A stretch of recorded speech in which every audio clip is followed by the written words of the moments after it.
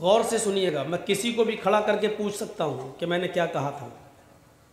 ماں، پہلا معنی جو دیں وہ لے لو، جو کچھ بھی دیں وہ لے لو۔ اور ماں کا ایک دوسرا معنی یہ ہوا جتنا دیں اتنا لے لو۔ ماں اتاکم الرسول، محمد الرسول اللہ تمہیں جو دیں وہ لے لو، اور جتنا دیں اتنا لے لو، نہ اس میں سے کم کر سکتے ہو نہ اس میں زیادہ کر سکتے ہو۔ اگر ظہر کی 4 رکعت فرض دیے تو 4 ہی پڑھنا ہے، 3 پڑھو گے تو گناہگار، اور 5 پڑھو گے تب بھی گناہگار۔ یہ ان لوگوں کے منہ پر کرارا تھپڑ ہے جو کہتے ہیں جتنا پڑھو اتنا ثواب۔ نمازی تو پڑھ رہے ہیں، کوئی ڈانس تو نہیں کر رہے ہیں، کوئی غلط کام تو نہیں کر رہے ہیں، اور وہ ہاتھ میں جو لمبی لمبی تسبیح لے کے بیٹھ جاتے ہیں نا، سبحان اللہ سبحان اللہ سبحان اللہ پڑھا، کیا کر رہے ہو؟ تسبیح، ارے سبحان اللہ ہی تو پڑھ رہے ہیں، اچھا کام ہی تو کر رہے ہیں، کوئی گانا تھوڑی گا رہے ہیں۔ یہ ان کے منہ پر بھی زوردار تھپڑ ہے۔ ماں اتاکم الرسول، رسول تمہیں جو دیں وہ لے لو، اور جتنا دیں اتنا لے لو، نہ اس میں کچھ کم کر سکتے ہو نہ زیادہ۔ وما نہاکم عنہ فانتہوا، اور نبی جس کام سے تمہیں روکیں اور جتنا روکیں اس کام سے رک جاؤ، اور جتنا روکیں اتنا رک جاؤ۔ اگر کسی نے ظہر کی نماز بجائے 4 کے 3 پڑھی تو اس کا مطلب یہ ہے کہ اس نے نبی اکرم کی لائی ہوئی شریعت کو نہیں مانا، اور اگر کسی نے 5 پڑھ دیا تو اس کا مطلب یہ ہے کہ اس نے نبی کی 4 کو ناقص کمزور مانا، اپنی طرف سے بڑھانے کے بعد اس نے پورا مانا۔ دنیاوی کام میں آپ جو چاہیں کریں وہ ایک الگ چیز ہے، لیکن دین کے نام پر نبی جتنا دیں گے اتنا لو، اور جو دیں گے وہ لو۔ بہت سے لوگ کہتے ہیں، جیسے ہم لوگ کبھی کبھی کہتے ہیں نا کہ اللہ کے نبی نے یہ کام نہیں کیا، صحابہ نے نہیں کیا، ابو بکر صدیق سے ثابت نہیں ہے، حضرت عمر سے نہیں ہے، تم لوگ کیوں کر رہے ہو؟ تو اس کا جواب میں جانتے ہو، بہت سی جگہوں سے آپ کو اس کا جواب کیا ملے گا؟ اس کا جواب یہ ملے گا کہ نبی کے زمانے میں تو بہت سے کام نہیں ہوتے تھے، آج وہ تم کر رہے ہو۔ صحابہ نے تو بہت سے کام نہیں کیے، وہ تم کر رہے ہو۔ یقیناً صحیح بات ہے، اللہ کے رسول نے کبھی مائک میں تقریر نہیں کی، ہم کر رہے ہیں، صحیح بات ہے۔ اللہ کے نبی صلی اللہ علیہ وسلم کبھی پلین میں نہیں بیٹھے، ہم بیٹھ رہے ہیں۔ کبھی پلین میں بیٹھ کے حج کرنے نہیں گئے، ہم جا رہے ہیں۔ اللہ کے رسول کبھی ٹرین میں نہیں بیٹھے، ہم بیٹھ رہے ہیں۔ اللہ کے نبی نے کبھی اسٹیل کے برتنوں میں اور پیتل کے برتنوں میں اور تانبے کے برتنوں میں کھانا نہیں کھایا، ہم کھا رہے ہیں۔ یقیناً یہاں تم بالکل ٹھیک ہو، لیکن سوال یہ ہے کہ ہم ان چیزوں کو دین میں شامل نہیں کر رہے ہیں۔ مائک میں تقریر ہو ضرور رہی ہے، لیکن یہ مائک میں بولنا، اس سے دین زیادہ ثواب مل جائے گا، یا مائک نہیں ہو تو گناہ پڑے گا، اس کو ہم دین میں شامل نہیں کر رہے ہیں۔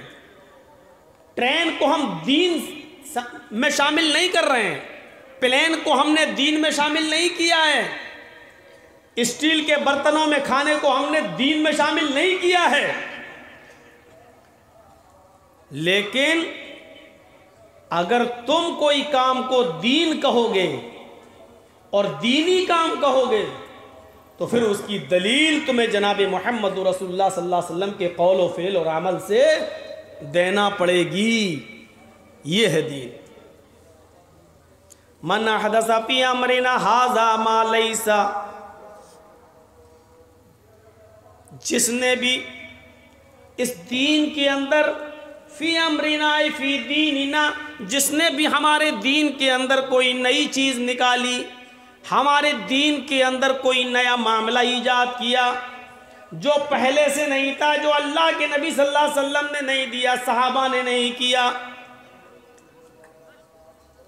ما لیسا، جو اس دین کے اندر پہلے سے موجود نہیں تھا، فہو رد، وہ مردود ہے۔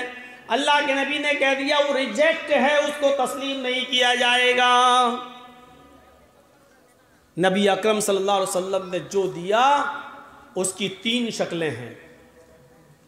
یا تو آپ نے کسی کام کے کرنے کا حکم دیا ہوگا، یا آپ نے کوئی کام کرنے کا حکم تو نہیں دیا لیکن کر کے دکھایا ہوگا، خود عمل کیا ہوگا، حکم نہیں دیا لیکن کیا۔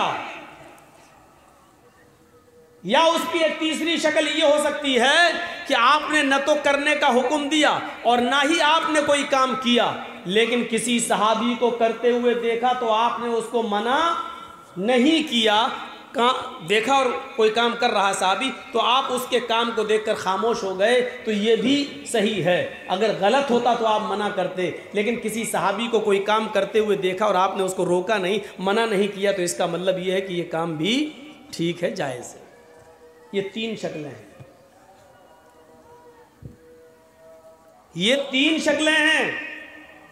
یا تو کوئی کام کرنے کا حکم دیا ہوگا، یا حکم نہیں دیا تو آپ نے خود کیا ہوگا، اور خود نہیں کیا، نہ کرنے کا حکم دیا لیکن کسی کو کرتے ہوئے دیکھا تو آپ نے منع نہیں کیا، یہ بھی جائز۔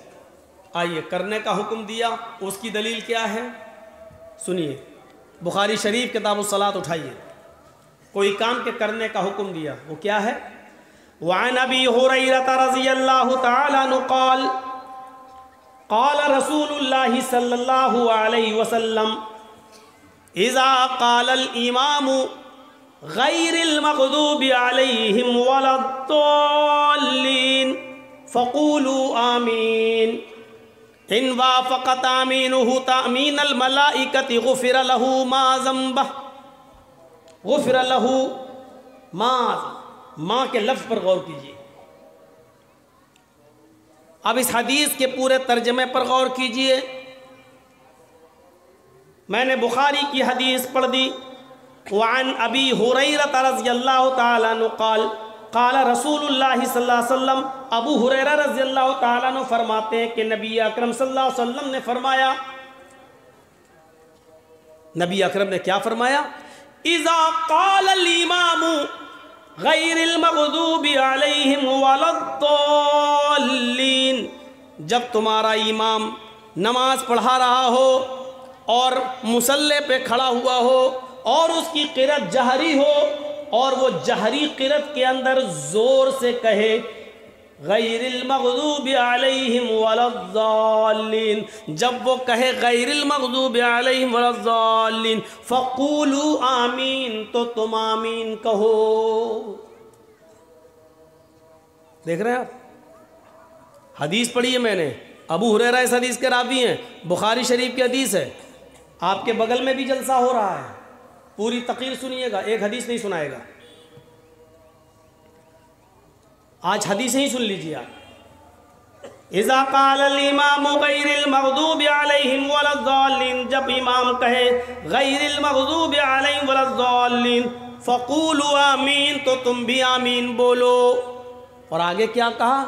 فرشتے بھی آمین بولتے ہیں، ان وافق تامین تامین الملائکہ، اگر تمہاری آمین اور فرشتوں کی آمین موافقت کھا گئی، ایک ساتھ نکلی، تمہاری آمین سے اور فرشتوں کی آمین ٹکرا گئی، ایک ساتھ نکلی، غفر لہ ما تقدم من ذنبہ، تو اب تک تم نے جتنے گناہ کیے، جتنے تقدم جو کر چکے ہو تم، جتنے گناہ تم نے کیے، غفر لہو ما تقدم من ذنبہ، اب تک تم نے جتنے بھی گناہ کیے اللہ تعالیٰ تمہارے سارے گناہوں کو معاف فرما دے گا۔ زور سے آمین بولنے کی فضیلت دیکھ رہے ہیں، سارے گناہ معاف۔ یہ حدیث ہے، نبی اکرم نے فرمایا آپ آمین کہیں گے تو اسے سارے گناہ معاف ہو رہے ہیں، لیکن حلق کے نیچے نہیں اترے گی، حدیث نہیں۔ زور سے آمین بولنے کی فضیلت یہ ہے۔ صغیرہ گناہ کی بات کر رہے ہیں، کبیرہ کی نہیں۔ ایسا نہ ہو معظم پور والے آپس میں لڑتے بہت ہیں، یہ علاقہ پورے ہندوستان، پوری دنیا میں نہ صحیح پورے ہندوستان میں تو مشہور ہے ہی، مار دھاڑ میں ایوارڈ ملنا چاہیے۔ اللہ کرے کہ اس میں شانتی رہے جیسے ابھی ہے۔ تو میرے بھائیوں، ایسا نہ ہو کہ کسی کا مرڈر کر کے آؤ مسجد میں مغرب کی نماز میں گھس جاؤ اور امام صاحب کہیں غیر المغضوب علیہم ولا الضالین، کہتے آمین، سارے گناہ معاف، قتل بھی معاف، خون بھی معاف، کسی کی زمین پہ قبضہ کیا وہ بھی معاف۔ مولانا جرجیت صاحب نے کہا تھا اللہ کے نبی نے فرمایا زور سے آمین بولو سارے گناہ معاف ہو جاتے ہیں۔ اب تو خوب کھیتی کرو، چرس، گانجھا، افیم، بیڑی، سگریٹ، سب مغرب کی نماز پڑھیں گے، عشاء کی نماز پڑھیں گے، زور سے کہہ دیں گے آمین، معاف۔ یہ حکم ہے نبی کا، اللہ کے رسول نے کہا زور سے بولو، یہ قولی حدیث ہے۔ کیا کہا؟ اذا قال الامام غیر المغضوب علیہم ولا الضالین، جب تمہارا امام کہے غیر المغضوب علیہم ولا الضالین فقولوا آمین، تو تم آمین کہو۔ ان وافقت آمین تامین الملائکۃ غفر لہ ما تقدم من ذنبہ، فرشتوں کی آمین سے اگر تمہاری آمین مل گئی، ایک ساتھ نکلی، تو اللہ تعالیٰ تمہارے سارے گناہ معاف کر دے گا۔ صغیرہ یہ ہے زور سے آمین بولنے کی فضیلت اور نبی کا حکم۔ اب اس قرآن کی آیت کو لو، ما آتاکم الرسول فخذوہ، محمد الرسول اللہ تمہیں جو دیں وہ لے لو۔ قرآن کی آیت یہ بتا رہی ہے کہ نبی اکرم نے جو یہ فرمایا ہے کہ جو نبی دیں وہ لے لو، ہمیں زور سے آمین بولنے کا حکم دیا ہے، ہمیں لینا پڑے گا، ہمیں زور سے آمین بولنا پڑے گی۔ اب وہ ایک الگ مسئلہ ہے کہ اگر نہ بولیں تو ہم کہیں گے اگر نماز ہی نہ پڑھو تو، اب نہ پڑھو تو وہ ایک الگ بات ہے، سنت یہی ہے، نبی اکرم صلی اللہ علیہ وسلم کا فعل یہی ہے، آپ کا قول یہی ہے۔ آئیے ایک اور حدیث کی طرف ہم آپ کو لے کر چلتے ہیں۔ نبی اکرم صلی اللہ علیہ وسلم نے فرمایا، آئیے پوری حدیث آپ کے سامنے پڑھ دیتے ہیں۔ وعن عبادۃ بن الصامت بن الصامت رضی اللہ تعالی عنہ قال قال رسول اللہ صلی اللہ علیہ وسلم لا صلاة لمن لم يقرأ بفاتحة الكتاب، رواہ البخاری۔ یہ حدیث بھی بخاری شریف کے اندر آئی ہے۔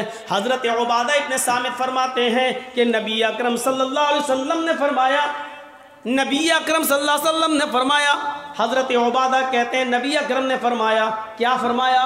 لا صلاة لمن لم يقرأ بفاتحة الکتاب، اس آدمی کی کوئی نماز نہیں، لا صلاة، ایک ایک لفظ پر غور کیجئے، لا صلاة، اس آدمی کی کوئی نماز نہیں، لمن لم يقرأ بفاتحة الکتاب، جس آدمی نے اپنی نماز کے اندر سورہ فاتحہ نہیں پڑھا ہو، بغیر سورہ فاتحہ کے نماز نہیں۔